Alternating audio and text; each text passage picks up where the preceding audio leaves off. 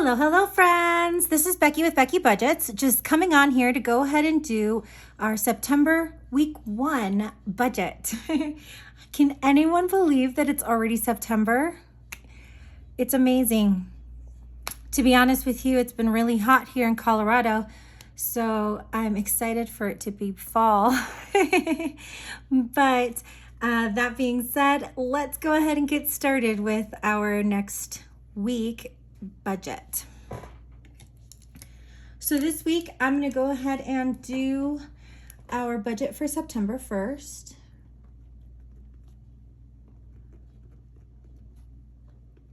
Let's see. And this is our big paycheck for the month. My paycheck comes in right on the 1st. My husband gets paid.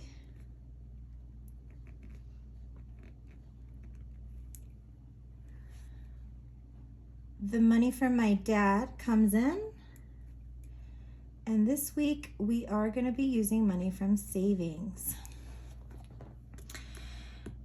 So I did get a raise back in July that took effect in August, and I'm pretty confident that we can go ahead and plan on my income monthly to be $4,000. Now, even though I get paid monthly, I do get paid per hour. So it's going to take me a couple months to see exactly what my minimum is going to be, especially since July and August were months where I worked a lot of hours. I need to wait until we get to one where we don't get as many hours. My husband, we have his minimum down to about $707. My dad did already deposit $500 into my account, and we are using the $75 that we saved from last week in order to help us with our Excel bill this week. When I add these values together, we're left with a total income of, let me do that again.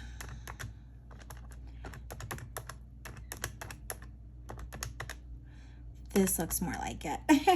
We get an income of $5,282. Because this is the bigger check, we do tend to try to bring up any checks or move them up, any bills that are going to be more expensive, because it's easier to cover on this check. On the very first of the month, we do have rent due. And this is the first time we're going to have to pay our new amount completely. In the month of August, we paid a prorated amount. Our Upstart loans, those come out on the 2nd.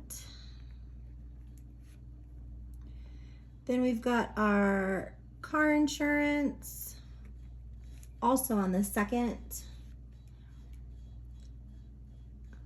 Our snowball for the Dell, which is on my Barclay card, is due on the 3rd. And then the Capital One that we transferred onto my husband's card is due on the 5th. I'm going to go ahead and put Audible on here, even though we went down to a every other month plan. So this month we aren't going to have to pay anything, but I don't want to lose sight of that being a bill. And then the dreaded Excel. So our Excel is actually our energy and gas bill. I know that a couple people have asked if both of them are included under the Excel, and they are, which is why we are seeing such an increase, because the gas prices have gone up and so have the energy prices. So we're getting double whammies on that bill. What I'm going to go ahead and budget for rent this month is $2,500. I'll have a better idea of what that's going to be within the next couple months, but I'm thinking that this should be okay. Our Upstart loans booked together come in at $1,652. Our car insurance is $143. The minimum that we pay on the Barclay, even though it's $29, is $90, which was what the minimum was on the Dell before we transferred it. For my husband's Barclay, same thing. They set a $29 minimum, but we are paying the minimum that we had been paying on the Capital One. So that's going to be getting $80. Audible gets skipped this month because we did pay it last month. And then Excel for this month came in as $323, which is where this $75 is going to come in play. Okay? Let's go ahead and add these together.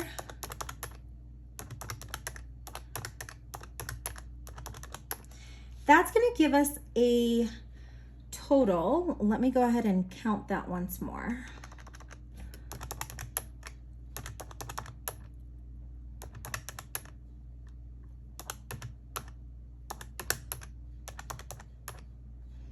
That's going to go ahead and give us a total of $4,788. And when we take that away from our income, we are left with $494. I'm going to go ahead and pull that down. Now, from our variable expenses, we do stagger these throughout the month. So I'm going to go ahead, and I know that pets is full.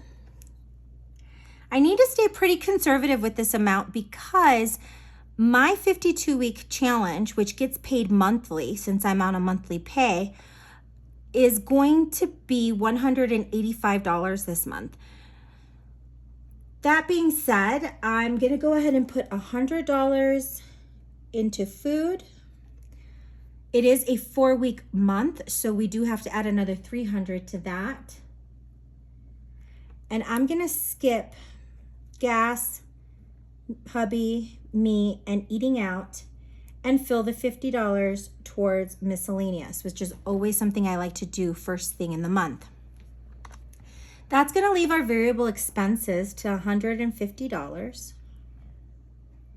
And when I take the $150 away from the $494, we're left with $344. Moving that over to our sinking funds, we are going to go ahead and fill our sinking funds.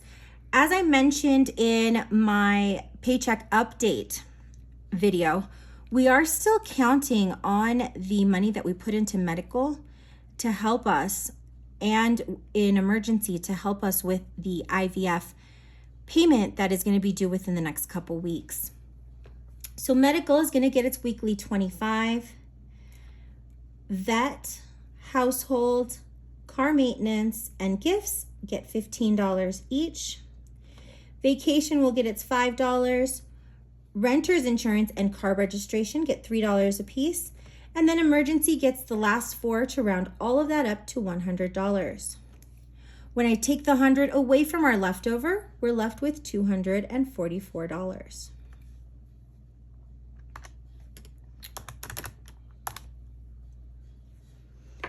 As always, I do these two sections out of order. One thing I can tell you is that we are not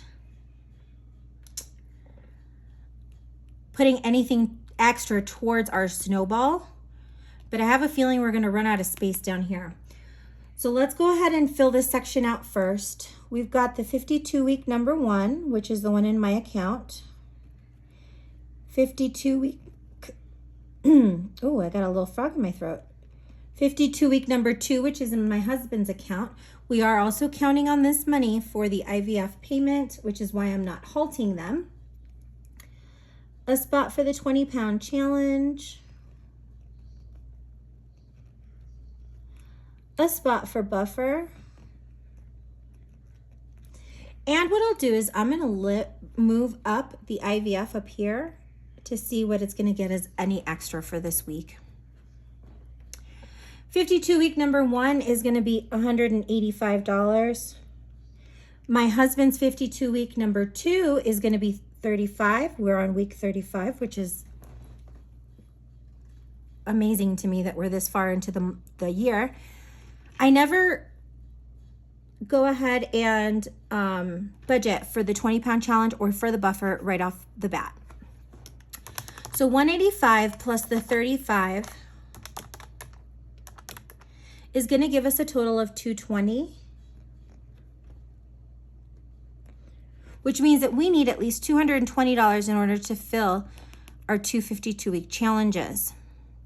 That means that when we take that away from our leftover, we're going to plan on putting $24 into that IVF fund that we have going right now to pay for the chromosomal testing. When I bring the $24 down, hold on, and then I take that away from the leftover, that's going to leave us with the $220 that we need in extra savings in order to get that zero-based budget. Okay, friends, as always, let's go ahead and check my math. So we have an income total of $5,282 minus our bill total, which is $4,788, minus our envelope total, minus the 100 going into sinking funds, the 24 going towards our IVF bill, and then 220 going into extra savings. And yes, my friends, that gets us to that zero-based budget. I hope that each and every one of you have an amazing next week. It's going to be a very busy day for me today. It is the end of summer bash for our department, and I have been tasked with helping to organize a barbecue for 285 people. So it's been a crazy morning for me, but it is exciting because it is our first chance to all meet since the pandemic, and we're looking forward to just spending time outside of work and enjoying company. I hope that each and every one of you has an amazing day, and I will be back probably tomorrow or Tuesday with our monthly budget. The end of the week is going to be a little busier because we've got, on the 31st, we've got the spending update, and I think that's the same day I'm going to film our August closeout. And then Thursday is our paycheck update, and Friday is our cash stuffing. Take care, my friends, and I will see you in a couple days. Bye.